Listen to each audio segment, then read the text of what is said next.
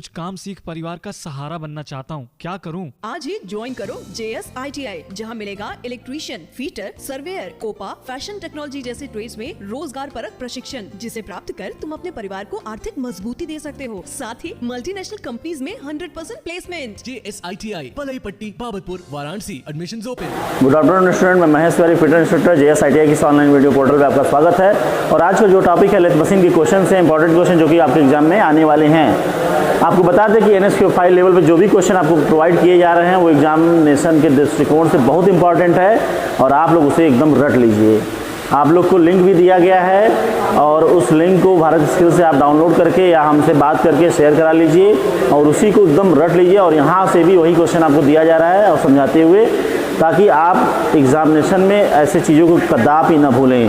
तो देखते हैं यहाँ पे पहला क्वेश्चन है कि स्पिंडल पुली में 4 स्टेप होते हैं तथा बैक गियर की सहायता से हम कितने स्पीड प्राप्त कर सकते हैं। तो स्पिंडल पुली में जो स्टेप्स होते हैं वो 4 स्टेप होते हैं। स्पिंडल की पुली, ठीक है, तो स्पिंडल की पुली जो हेड स्टॉक में लगी होती है उसमें 4 स्टेप्स होते हैं तथा बैक गियर की सहायता से, तो एक बैक गियर होता है, उसकी सहायता से कितने स्पीड प्राप्त कर सकते हैं, तो हम जस्ट दुगुना प्राप्त कर लेंगे, 8 होगा, ठीक है।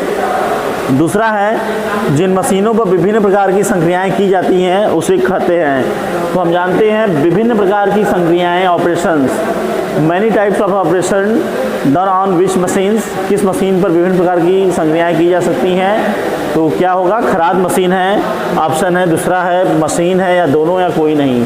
तो विभिन्न प्रकार की ऑपरेशन के लिए हम खराद मशीन का प्रयोग करते हैं, इसी को लेथ मशीन कहा जाता है। तीसरा प्रश्न है खराद मशीन पर अधिकतर कौन सी औजारों का प्रयोग किया जाता है, ठीक है। तो खराद मशीन पर अधिकतर कौन सी औजारों का प्रयोग किया जाता है, तो यहाँ साधारण कार्यों के लिए औजार है, दूसरा सिंगल पॉइंट कटिंग टूल है, दूसरा मल्टी पॉइंट कटिंग टूल है और है इसमें कोई नहीं, तो इसमें क्या हो जाएगा, single point cutting tool. Single point cutting tool का मतलब ये होता है कि इसमें काटने के लिए केवल एक पॉइंट होती है, ठीक है, जो एक ही पॉइंट से कटती है, तो उसे क्या कहते हैं, सिंगल पॉइंट कटिंग टूल। जबकि फाइल हमारा क्या है, मल्टी पॉइंट कटिंग टूल है, हेक्सा क्या है, मल्टी पॉइंट कटिंग टूल है। तो ये सब, ड्रिल क्या है, ड्रिल भी मल्टी पॉइंट कटिंग टूल है, बट लेथ मशीन पे जो हम टूल यूज करते हैं काटने के लिए उसे कहते हैं सिंगल पॉइंट कटिंग टूल, ठीक है। फिर अगला प्रश्न देखते हैं।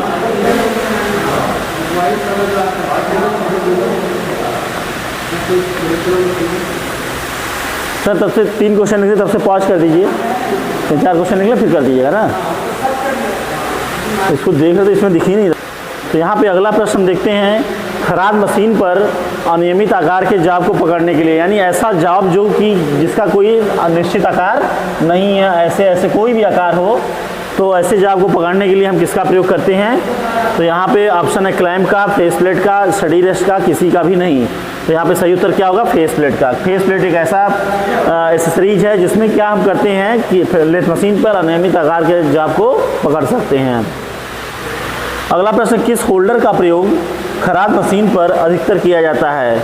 तो किस होल्डर का प्रयोग, एक्चुअली भी क्या करते हैं स्टूडेंट की खराद मशीन पे जो टूलों को पकड़ने के लिए किस होल्डर का प्रयोग करते हैं। तो यहाँ पे देख रहे हैं प्रविष्ट बीट होल्डर, साधारण बीट होल्डर, दोनों या किसी का नहीं।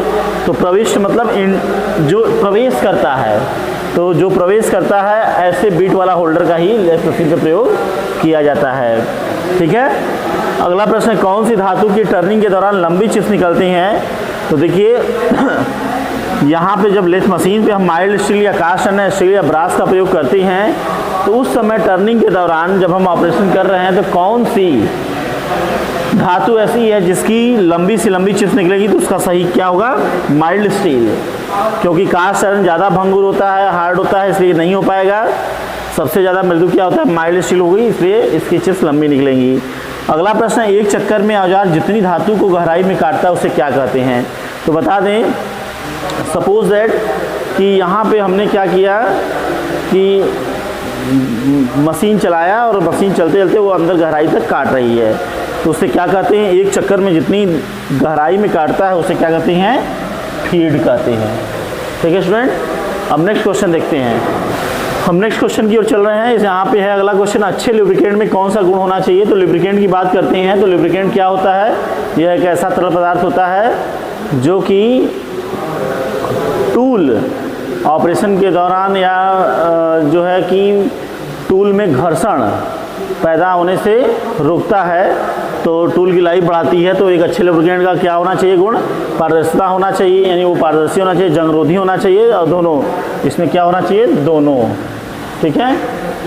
अगला है कटिंग द्रव का प्रयोग किस लिए किया जाता है? तो यहाँ कटिंग द्रव का बात हो रही है, इसे कूलेंट कहते हैं। मशीन और जाब में त्रुटियों को बचाने हेतु जाब और औजार को ठंडा करना, मशीन की स्पीड को बढ़ाने के लिए ए और बी दो, मशीन और जाब की त्रुटियों को बचाने के लिए है, और जाब और औजार को ठंडा करना है। तो कूलेंट का जो प्रयोग किया जाता है यहाँ पे हम कर सकते हैं डी, ए और बी दोनों। ठीक है। अगला प्रश्न है टेल स्टॉक में लगने वाले सेंटर को क्या कहा जाता है? तो यहाँ पे टेल स्टॉक में जो सेंटर लगता है उसको क्या कहते हैं? रिवॉल्विंग सेंटर है, या हाफ सेंटर है, या डेड सेंटर है, कोई भी नहीं। तो इसका सही उत्तर होगा डेड सेंटर। तो इस प्रकार से लेथ मशीन के ये जो क्वेश्चन आज सॉल्व कराए गए हैं बहुत ही इम्पॉर्टेंट है, और मैं उम्मीद करता हूँ कि आप लोग को ये वीडियो अच्छा लगा होगा, और इस वीडियो को ज़्यादा से ज़्यादा लाइक करें, सब्सक्राइब करें। बस ये है कि जब से स्कूल खुलेगा उसके बाद अगर आप आते हैं तो हम प्रैक्टिकल भी कराएंगे, और NSQ5 के जो भी क्वेश्चन हैं 260 267 प्रश्न हैं, उन्हें सारे हम क्वेश्चन को मशीन पे ले जाके ही आपको एक बार फिर बताएंगे, ताकि आप एग्ज़ाम में कंफ्यूज ना हो। ठीक है दोस्तों, तो इसलिए आज का ये क्वेश्चन यहीं पे हम फिनिश करते हैं। आगे फिर हम नेक्स्ट क्वेश्चन के लिए नेक्स्ट वीडियो प्रोवाइड करेंगे। Thank you so much.